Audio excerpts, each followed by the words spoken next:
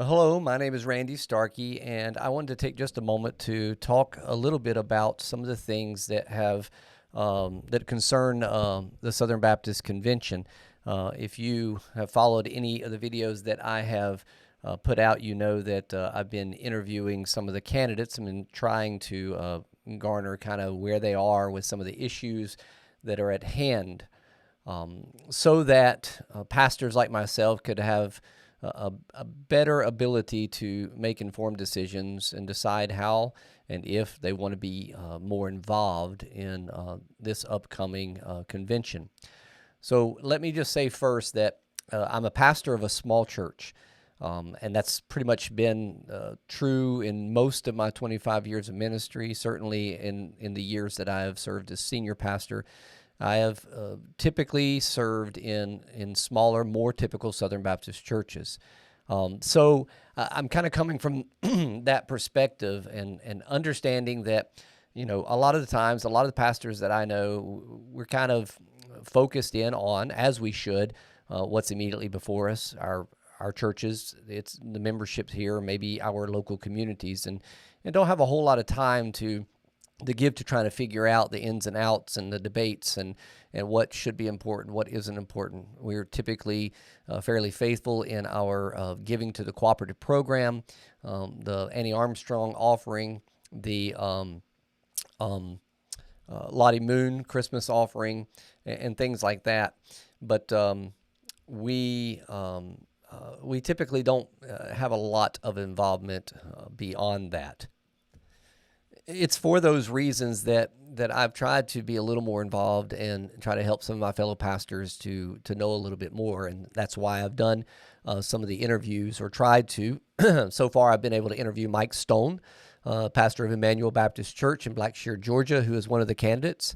I have had the privilege to interview as well Randy Adams, who is the executive director of the Northwest Baptist Convention, who is also one of the candidates. I have reached out to Ed Litton. I have yet to been able to schedule anything with him. Haven't heard back from him.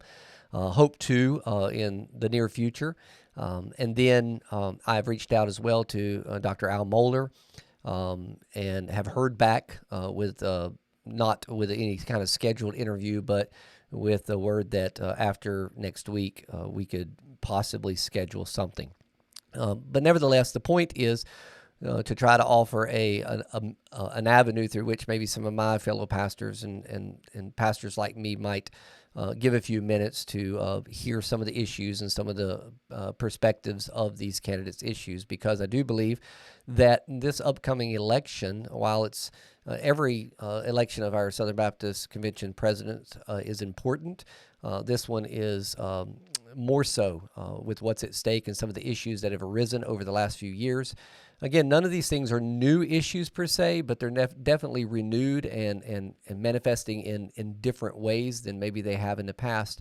And so it's for that reason that it's helpful for us to kind of know, how would a president approach these things? We know that the president of the Southern Baptist Convention has very limited power, but most certainly has a great deal of influence and becomes the face, the representative of the Southern Baptist Convention to the watching world. So while they may not be or decide for us, who we are or what we are as the president, when there's a connection with the culture in the world, most often the world's perspective of who we are and where we stand is drawn exclusively from that person who's serving as president and what they might say. So in that sense, it is important where these candidates are on the differing issues, how they might lead us to address some of the issues, and then how, in manner, they would represent the Southern Baptist Convention when it comes to future interactions with media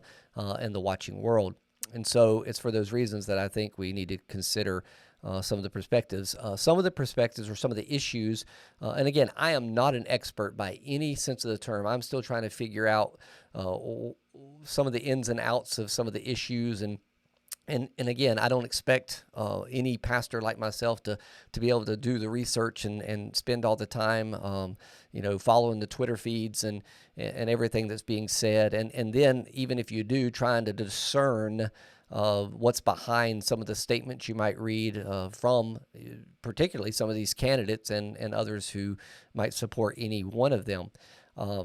That's just not completely possible, but the issues as I see them or understand them is obviously beginning with the adoption of Resolution 9. And because it's a resolution, it's not something that you undo. It's just a statement, and it has no power per se, but it most certainly makes a clear statement about who we are, and it has influence. And Resolution 9 being adopted in 2019 most certainly had that very effect, a great deal of influence. That's the reason why we're seeing a lot of the debates that are going on amongst the Baptists in the Southern Baptist Convention right now, not to mention the rest of the world. But so it matters how we address that coming up in this convention in June that will be located in Nashville. So I think it's important that we as pastors and Southern Baptists who very well may be serving as messengers understand a little bit about that particular issue and how we should engage it in the upcoming convention. What do we do about it? Why should we do anything about it? And if we do something or choose not to, what kind of effect will that have on the Southern Baptists and the cooperation that currently exists? I know that some people have strong feelings about particular candidates, and if this candidate's elected, it most likely would drive us towards some sort of split. And my opinion on that, while most certainly just my opinion, is that really that's that question or that concern is true of any candidate. I think that regardless of what candidate is elected, it's going to create some measure of division. That doesn't mean a split, or it doesn't mean churches leaving per se, but it might. But I think that's true whether you elect this candidate or that candidate. I don't think it's just related to any one candidate. But anyway, so knowing how the candidates feel we should respond or address these things, I think is significant, not only about how we should address them in this convention, but moving forward beyond the days of the convention. Another issue, or other issues, I guess, that fall underneath the idea or the concept of transparency and accountability. These are always, issues and questions and concerns, and should always be on the table, but particularly as it relates to entities of the SBC, and more particularly as it relates to the North American Mission Board and the Ethics and Religious Liberty Council, and some of the things that have come out in the last several months and over some time about how these entities are handling certain things, obviously with the funding that they receive through the cooperative program, and then what they're doing in response to that funding. There's a lot of questions, and there's a lot of disagreement about these things. And so regardless of whether something particularly is said or done related to these entities, as well as the other entities' transparency and accountability, or whether something's not done, either direction will be a statement and will have some effects on the cooperation of the convention, I think, in the days ahead. To what extent, I have no idea.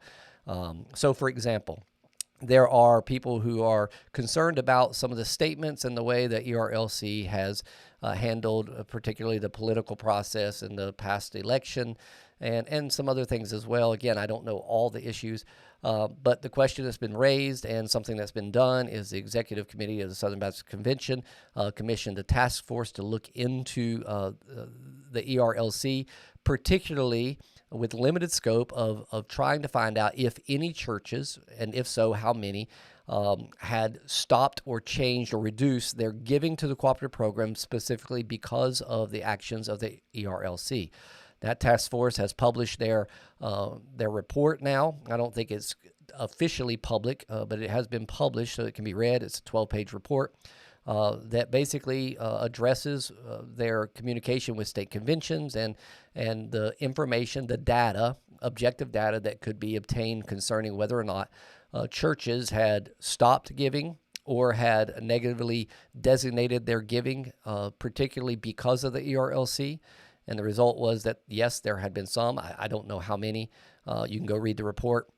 And that there had been others that had stopped or reduced giving for many reasons, but one of those being the ERLC. These are the kind of questions that have to be addressed. And of course, there are people on both sides of the aisle, so there will be an effect in the Southern Baptist Convention, regardless of which direction is taken or if any action is taken. With North American Mission Board, there has been the concern or the question most recently of Southern Baptist church plants that have on their staff women pastors, when the Baptist Faith and Message 2000 specifically communicates that the office of elder is limited to qualified men. And whether or not one agrees with that statement or not, that is the statement of which we cooperate around. No, it's not a first-tier issue of the gospel, but it is an issue for which Southern Baptists had said, hey, this matters to us. It is secondary in many respects, but it is certainly a qualification for which we cooperate together, which would then mean that church plants should adhere to that Baptist Faith and Message statement, as well as the rest of the Baptist Faith and Message. But in recent days, it's come to light that there have been several funded NAM church plants that have on staff women pastors. And so that raises some questions that should be addressed. And again, regardless of which side you may fall on, whether that's a big deal, a small issue, or no issue at all, then it most certainly will be important moving forward. And along with NAM, the other question or issue is, with the increase of funding over the last several years, there's been a decrease of church planting. So it most certainly raises the questions and issues of transparency and accountability, and the executive committee, who is given the task of deciding and handling the budget issues of the cooperative program, most certainly has the need to know some of the things that are going on or not going on, so that they can rightly steward the funds that the 47,000 plus or minus churches of the Southern Baptist Convention contribute to the cooperative program.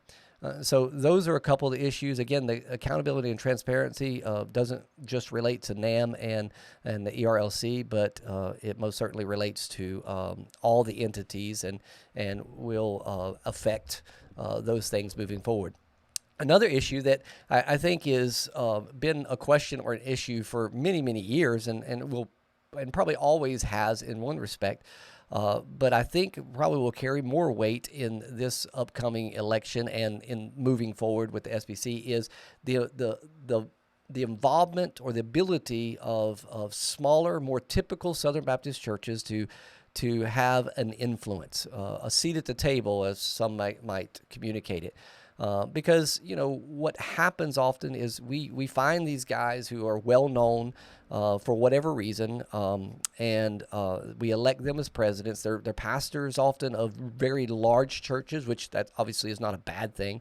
But because of that, they often have in their circles other men who are of well-known or pastors of large mega churches. And so the appointments that happen from that point on are these kinds of guys. And they are representative of the minority of the Southern Baptist churches. And then there's all these voices of the 80% plus of the typical Southern Baptist church that probably is less than 100 members.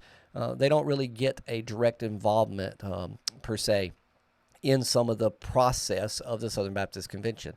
So the question is, how do we get more grassroots typical churches involved? And so how a president would view that and answer that question, I think, is significant moving forward. Again, this has always been a question, and there's always an answer. But the question for me and many of the pastor friends that I have are practically, what are you going to do? And how are we going to involve smaller churches? And then how are we going to not just replace the current known guard, the guys who have been stalwart leaders of the Southern Baptist Convention, of which we appreciate, but are kind of what we put in the category of celebrity type pastors? How are we going to move forward and not just replace them with more of the same, but rather find the skills and the talents of other pastors who labor in typical churches, who are never going to be known in any sense? How do we get their input and their involvement? So grassroots involvement, I think, is going to be a a question on the table, at least in the hearts and minds of the small church pastors, which again are 80% plus of the Southern Baptist Convention, which then leads to a final issue, I think, that is a question, and has again always been a question, because how do we get these smaller church pastors more specifically involved in the actual convention where decisions are made? Because often small church pastors coming from small budgets, they don't have funds set aside to enable them to go to the convention. Many of them, they don't make enough to really set aside those monies personally to pay for it themselves. And so that's a question. How do we get them? And we know that we want to say, we'll just make it a priority. That's an answer, but it's still not a practical answer.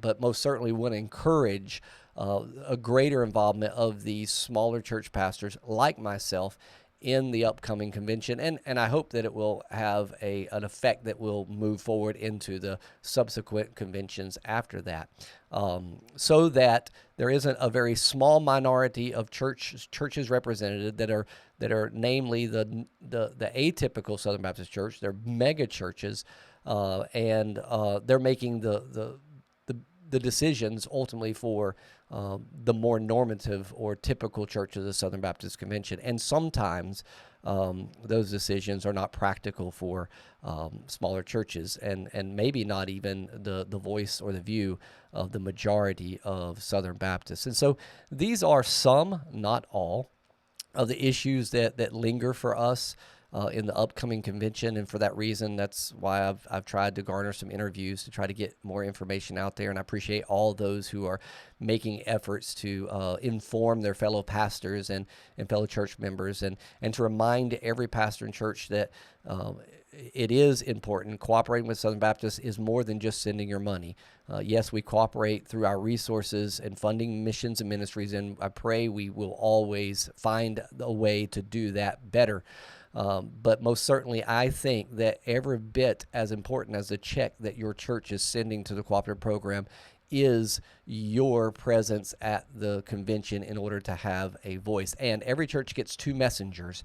And so if you can go as a pastor and take someone with you, or elect two messengers from your church who can go represent your church, and you can find a way to get them there to fund that, then I would say please do that. That is most certainly important, even if that means that you have to reduce, and I don't know how popular this statement would be, but even if that means from the cooperative dollars that you're sending to the cooperative program, if you have to reduce or take a portion of the percentage that you're giving from your budget and set that aside to pay for your pastor or two messengers to go to the convention so that would be possible, I think that's every bit as much an investment in the cooperative program as sending that check. So do whatever you have to do in order to be present and to have a voice, because, again, if just a small portion of the typical churches within the Southern Baptist Church who have prior not been involved would decide to be involved, that together collectively would be a loud voice. And in essence, the more typical churches, if involved, would have the loudest voice. So again, this has been my goal for trying to get some information out there for whoever might hear this or listen to this. These are issues that warrant our concern, our question. We know and we're grateful that we are largely, I believe, probably we could say almost completely, agreed on our goal of cooperation, that it is the Great Commission, that we want to be investing and funding missions around the world and missions and church planting throughout the North America as well. I think we're in agreement on that. That's not the issue. The question is, how will these other issues and our responses or our views on them have an impact on that? And that's a crucial question, and a question that we have to be very careful as we think through it. And my plea to my fellow Southern Baptist pastor or church member would be, let's be cautious about being polarized. Let's don't look like the world during the political season where we just take our opinion and then we just demonize the opposite. Let's be willing to listen. That doesn't mean we have to agree, but we can listen, and then we can have debate over these things, healthy debate, and we can reach a conclusion based on who we believe we are as the Southern Baptist Convention, based on those things. So as you consider these candidates, you're going to agree, you're going to disagree with one or the other, or maybe several. But again, that doesn't require that we demonize one over against the other. I think largely, at least in my so far, that these candidates are godly men who desire to reach the world with the gospel of Jesus Christ. So again, we're unified around that. But there are differences about what should be a priority or what should be the view on certain issues. And I think those are the things that we need to hear and talk about, not because they're more important than preaching the gospel to the lost. That's our goal. That's the most important thing. But these things will have an absolute effect, an influence on our ultimate goal. So we have to give attention to some of these questions and try to find the biblical and the right answer to them. So if you have any questions for me, again, I don't know a lot. I'm still trying to learn and figure out even my perspectives on some of these things. But if you have any questions, you feel free to contact me. My email address is Randy, R-A-N-D-Y, at mariposa.org. And that's Randy at MARIPOSABC, as in BaptistChurch.org. You can email me, and I'd be glad to respond however I can and point you in some right directions. But otherwise, just do what you can to find out who these candidates are. Our candidates are Mike Stone, Ed Litton, Al Mohler, and Randy Adams. And so look these guys up. There's information out there already with interviews and podcasts about some of the positions that these guys hold and their perspectives. So get to know them. It doesn't take that long. So please take a moment to do so. And then be present, if you can, at the Southern Baptist Convention, June 13 through 16 in Nashville, Tennessee. I hope that each of you will have a blessed day, and God's blessings on you and your ministry, and may He be glorified in you and through you.